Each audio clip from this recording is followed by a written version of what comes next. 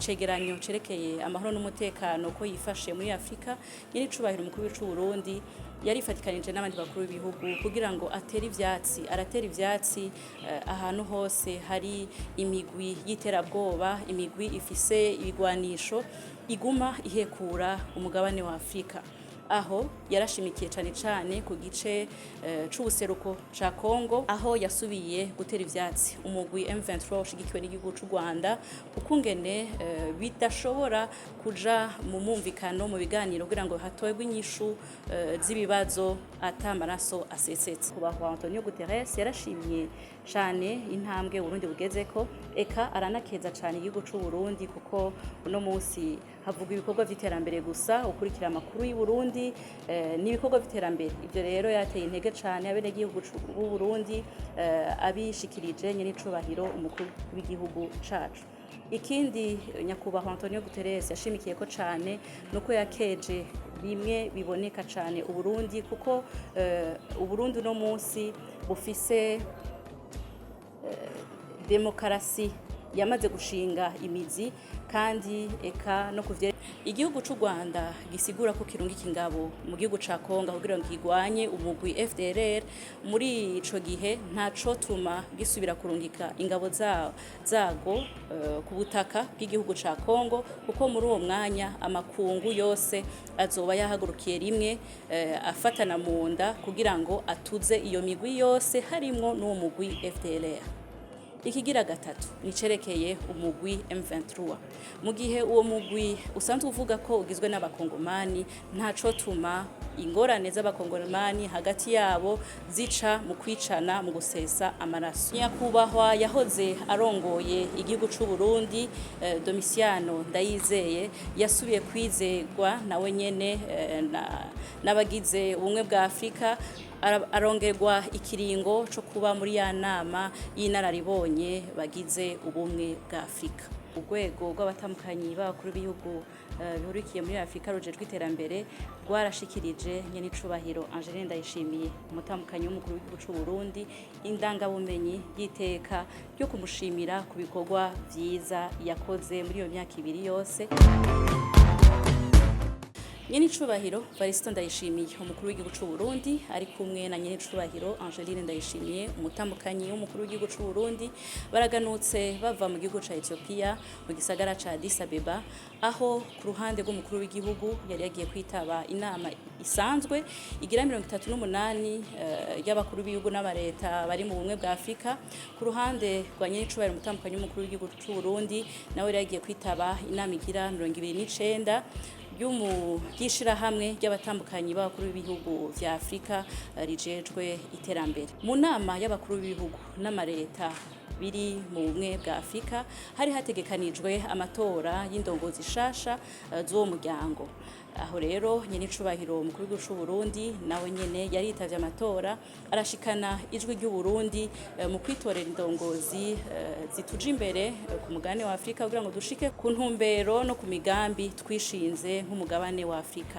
Aho rero muri ayo matora nyene icubahiro umukuru w'igihugu c'u Burundi yarizewe n'ibihugu vyose vya Afrika kugira ngo Uburundi bube icegera ca mbere c'urongoye iyo nama y'abakuru b'ibihugu. Uwo nawe akaba ari umukuru w'igihugu ca Angola nyene icubahiro João Lourenço.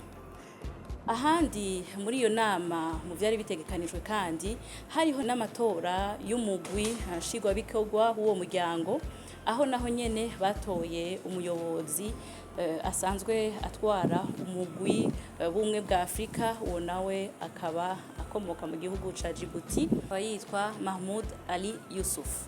Haratowe kandi n'icegera ciwe, nawe akaba ava mu gihugu ca Algeria, akaba yitwa Ambassadeur Selma Madika. Inyuma y'amatora hari hategekanijwe kandi no kurabira hamwe ivyegeranyo vy'ingene no kwirimbura intambwe uwo muryango wateye muri uno mwaka barabiye ku ntumbero n'imigambi bishinze. Aho rero ni ivyegeranyo biri ku bisata bitandukanye, ibisata vy'amagara y'abantu, vy'amahoro n'umutekano, iterambere, eka ibisata vyose vy'ubuzima bw'uno mugabane. Cane cane ku vyerekeye icegeranyo cerekeye amahoro n'umutekano ko yifashe muri Afrika, nyene icubahiro umukuru w'igihugu c'u Burundi yarifatikanije n'abandi bakuru b'ibihugu kugira ngo aratera ivyatsi ahantu hose hari imigwi y'iterabwoba, imigwi ifise ibigwanisho iguma ihekura umugabane wa Afrika. Aho yarashimikiye cane cane ku gice c'ubuseruko ca Kongo, aho yasubiye gutera ivyatsi umugwi M23 ushigikiwe n'igihugu c'u Rwanda, ukungene bidashobora kuja mu mumvikano mu biganiro kugira ngo hatogwe inyishu z'ibibazo ata maraso asesetse. Aho rero yarashikirije umugambi w'amahoro ushikirijwe n'igihugu c'u Burundi kirongowe na nyir'icubahiro umukuru w'igihugu c'u Burundi. Uwo mugambi w'amahoro uhagaze cane cane ku bintu bitatu. Icambere no guhagarika ingwano, guhagarika vuba bwango kugira ngo nabaza gushigikira no gutabara bashobore gushikira abene gihugu. Gutyo bishobora no koroha yuko hashaho ibiganiro bishobora kukoroha hagati y'iyo migwi itandukanye. Ica kabiri no gusaba amashirahamwe mpuzamakungu gushigikira bimwe biboneka bagatuza imigwi yose migwanisho ifise ibigwanisho iri muri ako karere k'ubuseruko bwa Kongo. Gutyo aho umuzi w'ingorane u Rwanda rusigura ko ruri muri Kongo kugira ngo rugwanye umugwi FDLR, muri ico gihe nago nyene amakungu ashoboye kwitanga agakuraho imigwi yose ifise imigwanisho harimwo n'uwo mugwi FDLR, ntacotuma ingabo z'u Rwanda zisubira ku butaka bwa Kongo. Ica kabiri nuko nyir'icubahiro umukuru w'igihugu c'u Burundi ahamagarira amashirahamwe mpuzamakungu gushigikira bimwe biboneka igihugu ca Kongo. Ayo mashirahamwe mpuzamakungu ahagira uruhara ruboneka mu gutuza imigwi yose ifise ibigwanisho iri ku butaka bw'igihugu ca Republika Iharanira Intwaro Rusangi ya Kongo. Muri ubwo buryo igihugu c'u Rwanda gisigura ko kirungika ingabo mu gihugu ca Kongo kugira ngo kigwanye umugwi FDLR, muri ico gihe ntacotuma gisubira kurungika ingabo zago ku butaka bw'igihugu ca Kongo, kuko muri uwo mwanya amakungu yose azoba yahagurukiye rimwe afatana mu nda kugira ngo atuze iyo migwi yose harimwo n'uwo mugwi FDLR. Ikigira gatatu nicerekeye umugwi M23. Mu gihe uwo mugwi usanzwe uvuga ko ugizwe n'abakongomani, ntacotuma ingorane z'abakongomani hagati yabo zica mu kwicana mu gusesa amaraso. Muri uco gihe asaba yuko woca bagira ibishoboka vyose kugira ngo umugwi ushobore gutorera inyishu z'ibibazo n'abakongomani bose hagati yabo biciye mu biganiro, na cane cane yuko hasanzwe hariho umworosha yatowe, uwo nawe wahoze ari umukuru w'igihugu Uhuru, kugira ngo ashobore korosha ibiganiro, gutyo inyishu iboneke ata maraso asubiye guseseka. Ikindi ntogenda ntavuze nuko mu matora y'ibisata bitandukanye amashami imigwigi iri mu bumwe bwa Afrika, nyakubahwa yahoze arongoye igihugu c'u Burundi Domiciano Ndayizeye yasubiye kwizegwa nawe nyene n'abagize ubumwe bwa Afrika, arongerwa ikiringo co kuba muri ya nama y'inararibonye bagize ubumwe bwa Afrika. Aho rero turabona neza ko iyo nama yije iduha ivyamwa vyinshi, kuko Uburundi bwizigiwe, abarundi babandanya bizigirwa, kandi koko yuko ubuhizi bw'abarundi buguma bugaragara. Muri iyo nama aho hasanzwe hitaba abakuru b'ibihugu n'abakuru b'amashirahamwe atandukanye, ni n'akaryo kububahwa ko guhura bakaganira ku vyerekeye imigenderanire hagati y'ibihugu vyabo canke amashirahamwe. Iyo ntumbero nyene icubahiro umukuru w'igihugu c'u Burundi yabonanye nyamanga mukuru w'ishamwe mpuzamakungu ONU nyakubahwa Antonio Guterres, aho baronse akanya ko kurabira hamwe uko imigenderanire yifashe hagati y'amashirahamwe mpuzamakungu ONU bene igihugu c'u Burundi ku vyerekeye gufatana mu mugongo kugira ngo dushike kuri ryahangiro ry'iterambere twishinze.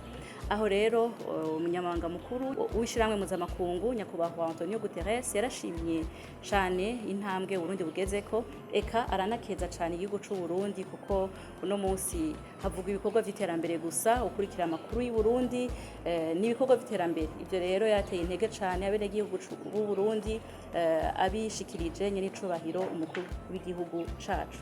Ikindi nyakubahwa Antonio Guterres yashimikiye ko cyane nuko yakeje bimwe biboneka cyane Uburundi kuko Uburundi uno munsi bufise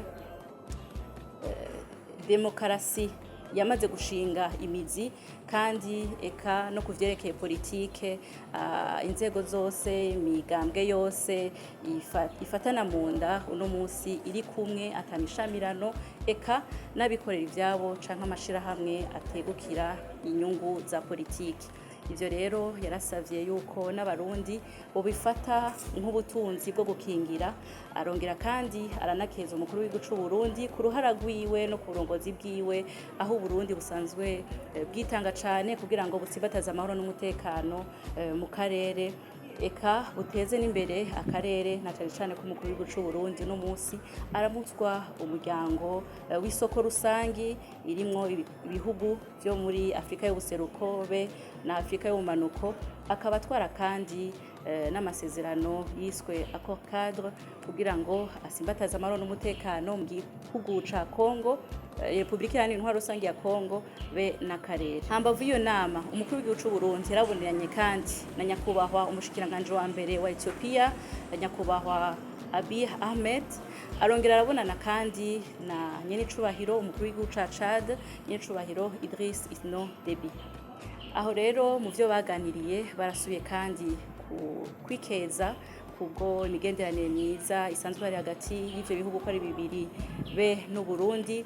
Baraganira no kuvyerekeye ibisata bitandukanye, imibano, ubutunzi, amahoro n'umutekano mu karere, eka barasubira kandi bariyemeza kubandanya bakomeza ubucuti. Aha rero no shimikira nibutsa bariko baratwumviriza bose yuko ivyo bihugu bibiri, ndavuga Ethiopia na Chad, ari ibihugu bigenzi kandi bivuganyi ku Burundi kuva kera. Ni ibihugu vyarime bishigikira Burundi mu bihe bigoye igihugu cagiye kiracamwo, kandi bishigikirana no mu manama mpuzamakungu. Ikindi gikorwa gikomeye cakozwe hambavu iyo nama y'abakuru b'ibihugu n'amareta agize ubumwe bwa Afrika ni ikiganiro ku bamenyesha makuru no ku banyafrika batandukanye, abakuru, indongozi n'abandi. Ikiganiro cari kiremeshejwe na nyenicubahiro umukuru w'igihugu c'u Burundi, akaba ari nawe asanzwe arongoye umuryango w'isoko rusangi ririmwo ibihugu vyo muri Afrika y'ubuseruko be n'ubumanuko, afadikanije na nyenicubahiro umukuru w'igihugu ca Zimbabwe, akaba nawe atwara umuryango urimwo ibihugu biri muri Afrika y'ubumanuko, umuryango ujejwe iterambere, ari kumwe kandi na mugenzi we nyenicubahiro umukuru w'igihugu ca Zambia. Ico kiganiro cari gifise intumbero yo gushikiriza umukandida ashigikiwe n'umuryango wa Komesa be n'umuryango wa SADC, umukandida asanzwe ava mu gihugu ca Zambia kugira ngo bashobore kumwamamaza, ashobore kandi nawe gushikiriza imigambi n'imigabo yiwe, aho asanzwe ahiganira kurongora ibanki ya Afrika ijejwe iterambere. Ico kiganiro rero cabaye nk'ikimenyetso kitabesha c'ukunwana hagati y'ibihugu biri mu muryango w'isoko rusangi, umuryango usanzwe urongowe na nyenicubahiro mu gihugu c'u Burundi, ikimenyetso kitabesha yuko ku burongozi bw'umuvyeyi wacu se Barundi, ibihugu vy'uwo muryango bivuga rumwe, bigashira inguvu hamwe mu mukandida umwe, vyizera byose yuko azoshobora kugira uruhara ruboneka biciye mu rongozi bw'iyo banki, kugira ngo ibihugu biri muri uwo muryango, eka ibihugu biri muri Afrika yose bishobore gushika kw'iterambere rirama. Rero ivyo bihugu uwo mukandida muca mutahura yuko ashigikiwe n'ibihugu vyose biri mu muryango wa Komesa be n'ibihugu vyose biri mu muryango wa SADC, abakuru b'ibihugu nabo barongoye iyo miryango bakaba baje bavuga rumwe bati uyu niwe dushize imbere. Uwo mukandida kandi akaba nawe yarashoboye kwerekana ubuhizi bwiwe n'ubumenyi afise mu vyerekeye kurongora amabanki eka no mu ico gisata c'ubutunzi, aho yaramaze gukorera amashirahamwe atandukanye harimo n'amashirahamwe mpuzamakungu na cane cane ibanki y'isi. Ku ruhande rw'inama igira 29 y'abatambukanyi b'abakuru b'ibihugu vya Afrika bari mu ishirahamwe rijejwe iterambere OPEDAD, naho nyene hari hategekanijwe amatora y'indongozi shasha y'ugo rwego. Muri ayo matora rero naho nyene icubahiro umutambukanyi w'umukuru w'igihugu c'u Burundi Angeline Ndayishimiye yaritavye ayo matora arashikiriza nawe nyene ijwi. Aho rero muri ayo matora umutambukanyi w'umukuru w'igihugu ca Sierra Leone niwe yizewe kurongora uwo muryango ashigikiwe n'urwego nyobozi. Muri iyo nama kandi nyene icubahiro umutambukanyi w'umukuru w'igihugu yitavye hari hategekanijwe no kwemeza ikirangamisi c'imigambi n'ibikorwa bigiye kurangurwa mu myaka 5 iri imbere kuva muri uyu mwaka wa 2025 gushika mu mwaka wa 2030. Aho rero naho nyene icubahiro Angeline Ndayishimiye yaraterereye bimwe biboneka. Muri iyo nama abatambukanyi b'abakuru b'ibihugu vya Afrika barakeje bimwe biboneka icubahiro Angeline Ndayishimiye ku bikorwa vyiwe, ku buhizi bwiwe no kuvyo yaranguye, na cane cane ko yahora ari mu rwego nyobozi rw'iryo shirahamwe mu myaka 2 iheze.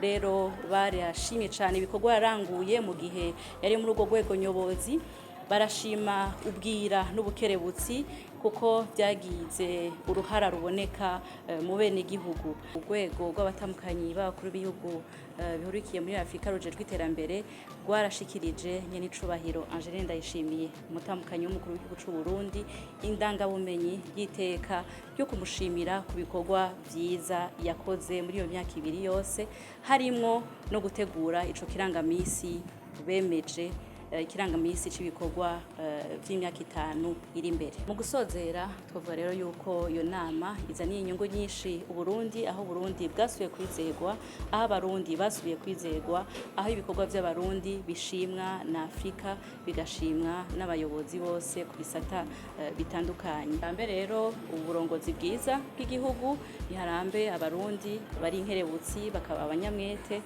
kandi n'urugendo ruracari rurerure cane cane yuko ico kibanza c'umukuru w'igihugu co kubicegera ca mbere c'urongoye iyo nama y'abakuru b'ibihugu mu bumwe bwa Afrika ari intambuko idasanzwe izomushikana kurongora uwo muryango mu mwaka uza.